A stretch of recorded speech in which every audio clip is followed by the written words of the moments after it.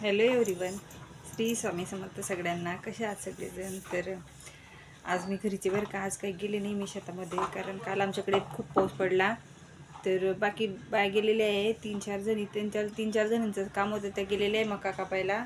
आता मी घरी आहे. तर आता वाजले 9:30 आणि माझं झालेलं आहे तर स्वयंपाक. कारण आज मी घरी होते तर खूप उशिरा उठलेले आहे, तर स्वयंपाक झालेला आहे.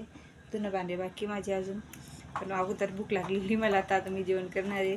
चला तर मी दाखवते तुम्हाला मी आज काय बनवलं आहे खायला. तर इथं माझ्या भाकरी झालेल्या आहे बनवून सण, आणि शेवग्याच्या शेंगांची भाजी केलेली मी मसाली.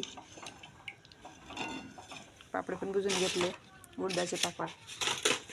तर असं आता जेवण करून घेते बरं का मी, कारण मला खूपच भूक लागलेली आहे.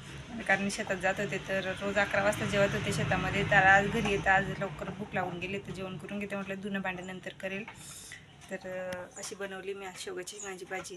तर मी आता घेते जेवून. भेटू पुढच्या व्हिडिओमध्ये.